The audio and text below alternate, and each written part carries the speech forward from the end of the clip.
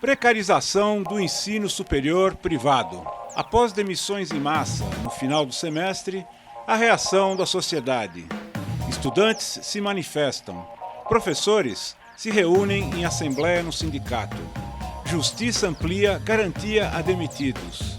E a questão mobiliza até mesmo o Congresso Nacional. Por exemplo, no grupo, no ABC, não dá para trabalhar em outro lugar que não seja a Croton, porque a Croton dominou tudo lá. Esses grandes grupos estabeleceram um valor máximo de salário.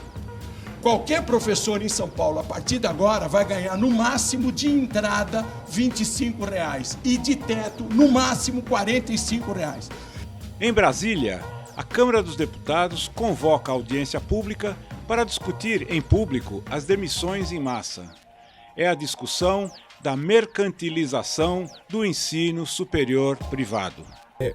Um dos pontos que motivaram essa audiência pública é o caso de São Paulo, né? Então não tem como a gente ignorar a situação que foi apresentada aqui pelo professor Celso Napolitano. Mas eu acho que é fundamental que nesse momento em que o ensino brasileiro tem sofrido os impactos das novas tecnologias, precisam ser trabalhadas paralelamente à manutenção de patamares mínimos de dignidade para o trabalhador, né? Elas não podem servir à redução e à precarização do trabalho humano. O que seria a demissão em massa? Então, isto, por óbvio, por essa ausência de construção legal efetiva, causa insegurança jurídica.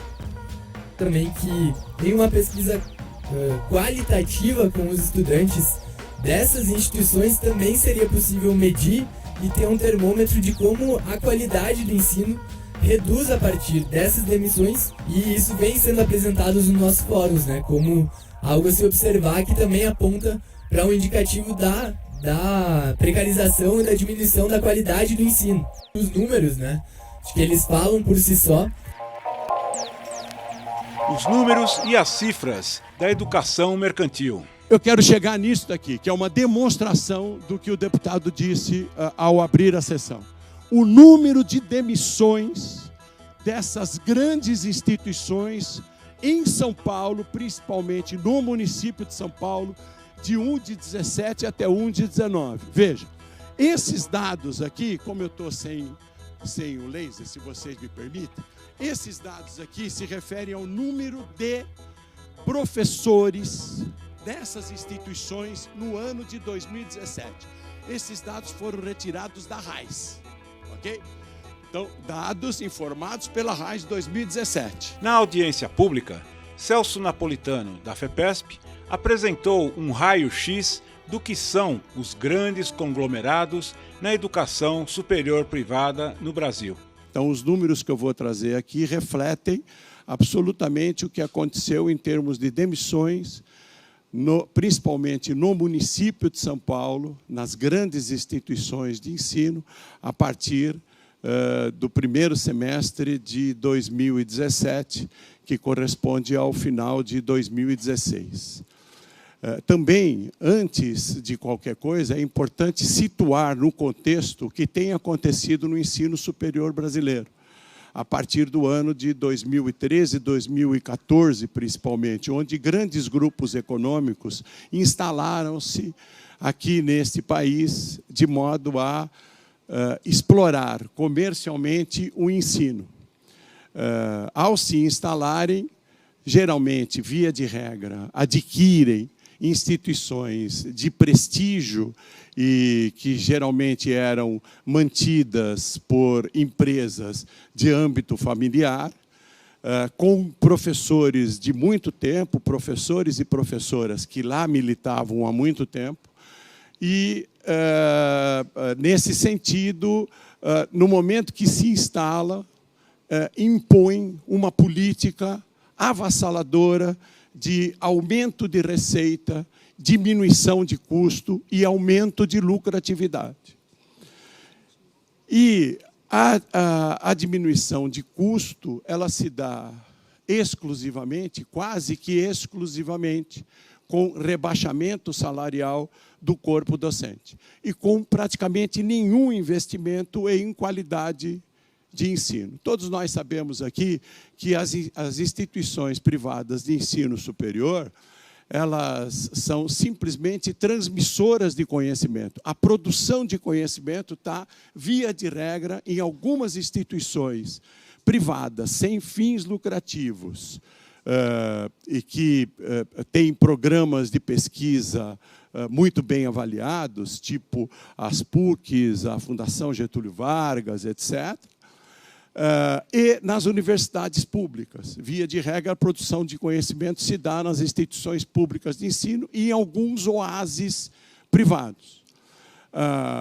As universidades e centros universitários e faculdades isoladas, elas se notabilizam pela transmissão de conhecimentos, não se preocupam com a produção de conhecimentos, não investem em pesquisa, em desenvolvimento, nem em qualificação docente.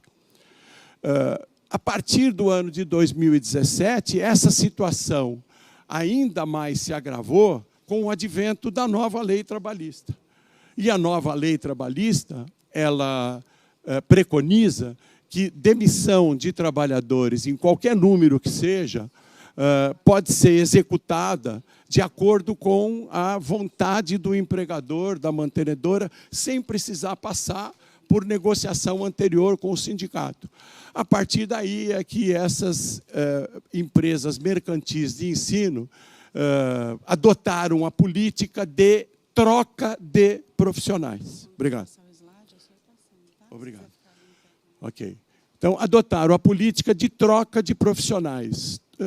Existe isonomia salarial na profissão docente, com a ressalva de plano de carreira.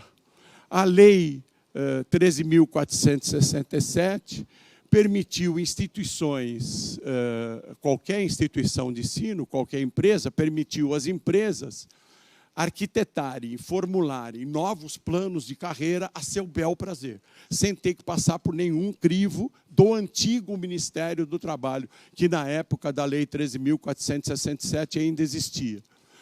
Portanto, a redução de custo do trabalho docente se dá à custa de troca de professores que têm salários superiores por professores que se sujeitam, por falta de emprego, se sujeitam a ganhar salários inferiores. Isso aconteceu e é de conhecimento público com a universidade ou com o grupo Estácio, que demitiu de uma vez só 1.200 pessoas, o Brasil inteiro acompanhou isso. Eu não trago esse número porque não se refere a São Paulo, a Estácio estava basicamente instalada principalmente no Rio de Janeiro e declarou com todas as letras que fazia isso exatamente para aproveitar as novas condições de contratação advindas da Lei 13.467. Portanto, eu peço a permissão dessa plenária, dos componentes da mesa, a quem eu peço desculpas por não ter me referido antes, mas eu os cumprimento respeitosamente e renovo os meus agradecimentos e o cumprimento ao deputado Orlando Silva.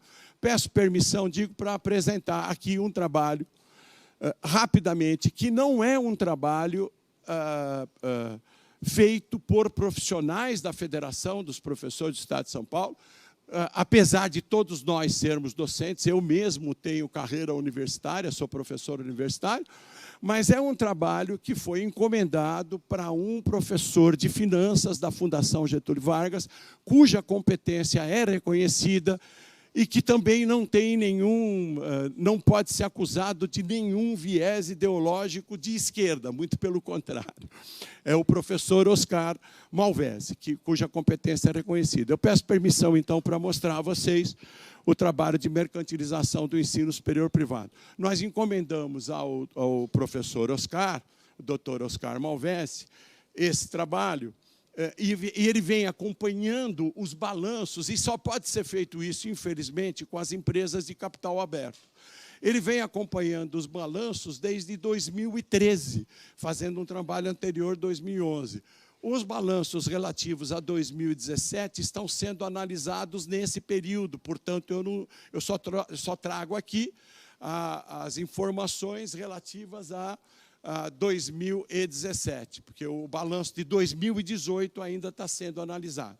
Então, essa é uma análise econômica financeira preparada pela consultoria do professor Oscar Malvese. Muito bem, aqui vocês têm uma ideia, e aí eu novamente me refiro às 4 instituições de capital aberto, porque são obrigadas a publicar balanço, e aí há condições de poder analisar os dados dessas instituições. Então, você tem a Estácio, a Croton, a Ânima e a Ser, e aí você tem a variação. O laser não está funcionando, mas tudo bem. É aqui, é aqui. Não é aqui? Não, aí é para frente. Eu estou querendo apontar com o laser só. Mas tá bom. Aí a variação da receita bruta. Então, vocês têm uma ideia aqui que a variação da receita bruta é importante que receita bruta significa toda a receita descontados os descontos e as devoluções. Esse é o conceito de receita bruta que está sendo usado no trabalho. Também neste trabalho, o trabalho está sendo feito em moeda constante, portanto, está sendo valorizado ano a ano. Então, os valores que estão aí são valores atuais, tá certo? A receita bruta, então, menos os impostos e as gratuidades, é chamada de receita líquida, que depois vai aparecer. Então, a receita bruta de 2011 até 2017 desses grandes grupos econômicos, em média, aumentou 358%. É óbvio que também, mercê das aquisições dos grupos que ocorreram nesse período, etc. Mas houve um aumento de 358% neste período. Enquanto que, por exemplo, a Croton teve um aumento de 559% nas receitas. Também justifico, porque no meio do caminho, a Croton adquiriu a Anhanguera. Então, houve realmente um volume maior de receita nesse período. Aqui, a análise de gratuidade e da taxa efetiva de imposto de renda. Portanto, as empresas se instalam, têm fins lucrativos, oferem lucros significativos, eu não vou usar outro adjetivo, oferem lucros significativos e não pagam imposto de renda, mercê dos benefícios que elas podem oferir, de aquisições, de contabilização de prejuízos, etc. Portanto, a taxa efetiva de imposto de renda da Estácio, que começou em 2% em 2011, terminou em 2017 com 8%. A taxa efetiva da Croton foi de 5% no ano de 2017. Em 2014, quando ela adquiriu a Anhanguera, foi de 3% a taxa efetiva de imposto de renda da Croton. A taxa efetiva da Ânima de imposto de renda é 0. Desde 2012 que a Ânima não paga imposto de renda. Qualquer um de nós aqui, como pessoa física, pagamos muito mais do que isso. E a taxa efetiva da Ser de imposto de renda, em 2017, foi de 2%. Note que em 2016, 2017, houve um movimento de aquisição mais efetivo da Ser. E aí a taxa de imposto de renda cai, por incrível que pareça, deputado. Então, as grandes empresas mercantis educacionais não pagam imposto de renda, basicamente. Essa é a receita líquida em relação ao custo de serviço prestado. Custo de serviço prestado é trabalho docente, trabalho não docente, propaganda, marketing, etc. Então, o custo, aí você tem, num primeiro momento, a Croton, a Estácio, depois a Croton, a Ânima, segundo aquela legenda. A receita líquida em relação ao custo de serviço prestado, ou o custo de serviço prestado em relação à receita líquida em 2017, foi de 62% para a Ânima, 45% para a Ser, 38% para a Estácio, para a Croton, 53% para a Estácio. Receita líquida, não esqueça, é a receita bruta com aqueles descontos, gratuidades, etc. Okay? Receita líquida versus remuneração dos docentes. Aí que é importante, né? Então, em 2017, por exemplo, a a remuneração dos docentes da Croton representou 17% da receita líquida da Croton. Ora, a matéria-prima de uma instituição universitária é a mão de obra, é o trabalho docente. 17%, e isso é são dados retirados dos balanços publicados por essas instituições, que atraem investidores. 17% da receita líquida da Croton foi utilizada para remunerar docentes. 39% na Estácio, 31% na Ânima, 32% na SER. Depois, esses dados todos estarão à sua disposição. Eu não quero cansá-los com muitos números, tá? E aí eu quero ficar no tempo que o deputado me destinou. Hein? Não vai dar. Então, a remuneração dos professores em relação às receitas líquidas. Vocês se lembram que a receita cresceu 358%. A remuneração dos professores no período cresceu 248%. Lógico que com as aquisições, as receitas aumentaram. Porém, com as aquisições, também aumentou o número de docentes, ok? Eu posso pedir uma dilação de prazo de 3 minutos? Eu vou te dar mais 3 minutinhos para concluir, por favor, eu termino. Então, 358 para 248, considerando aqui, inclusive, os reajustes salariais dos professores. Aqui o custo de serviço prestado em relação à remuneração dos professores versus custo de serviço prestado. O maior custo por serviço prestado deveria ser a remuneração dos professores. E a média da remuneração está em 63%. Então, grande parte do custo de serviço prestado está sendo gasto com marketing, com outro tipo de gasto que não seja a remuneração docente e investimento em pesquisa e desenvolvimento. Essa é o EBITDA, a lucratividade. Aí tem algumas informações econômicas, mas, em função do tempo, eu quero levar para a última... essas são observações do professor Oscar, que depois eu deixo aqui, deputado, à disposição, sobre qual a forma de administração dessas empresas, que não tem comparativo algum com relação a nenhuma empresa de tecnologia que utiliza massa, que utiliza inteligência, né? Serviço de capacidade de massa crítica, de trabalho docente, etc. E eu até grifei, porque são observações do professor Oscar Malvesi, que tem toda a liberdade de fazer o tipo de análise que ele quiser em relação a isso. Tá bom? Eu quero chegar nisso daqui, que é uma demonstração do que o deputado disse ao abrir a sessão.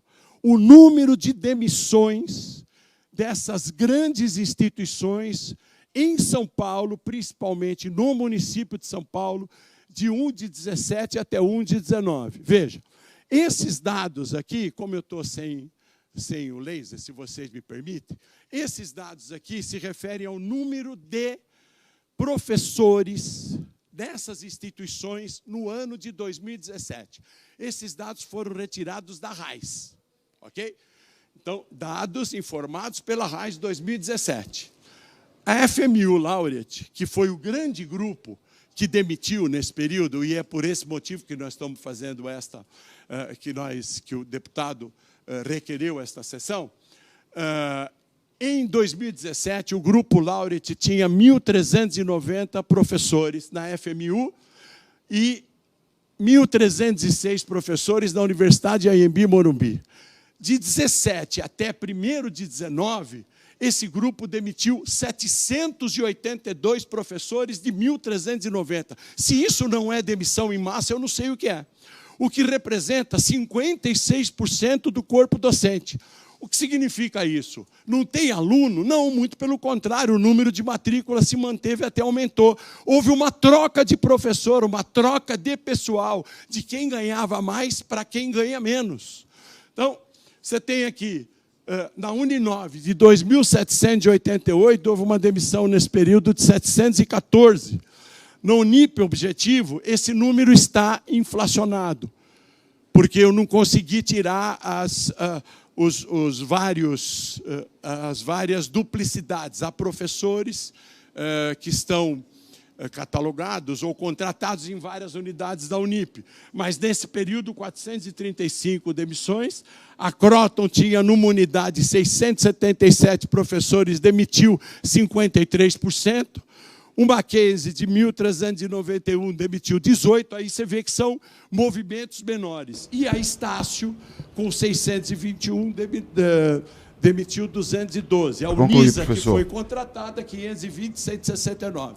Para concluir, obrigado. Para concluir, eu quero dizer o seguinte. Por exemplo, no grupo, na ABC, não dá para trabalhar em outro lugar que não seja a Croton, porque a Croton dominou tudo lá. Esses grandes grupos estabeleceram um valor máximo de salário. Qualquer professor em São Paulo, a partir de agora, vai ganhar, no máximo, de entrada, R$ 25,00 e de teto, no máximo, R$ 45,00. Eles estão contratando doutor por R$ 25,00, que chega no ápice da carreira a R$ 45, R$ 50,00. Demitiram professores, isso estou falando em hora-aula, porque lá a única contratação é hora-aula, nas privadas é só hora-aula, quase não existe contratação por tempo. Quando existe contratação por tempo, o docente faz atividade administrativa. Professores antigos que ganhavam R$ 80, R$ 90 foram considerados mico-leões dourados, espécie em extinção. Foram trocados por outros que se sujeitam a ganhar menos, e esses professores, a buscar emprego em outro lugar, vão se sujeitar a ganhar, no máximo, R$ 50,00. Então, essas instituições, elas entraram efetivamente nesse país para explorar a educação, sem nenhum compromisso com qualidade de ensino e, na nossa opinião, ferindo frontalmente a soberania nacional na formação da massa crítica dessa juventude que entra na escola com esperança e ilusão e, quando sai, infelizmente, não tem condições de disputar vaga no mercado de trabalho.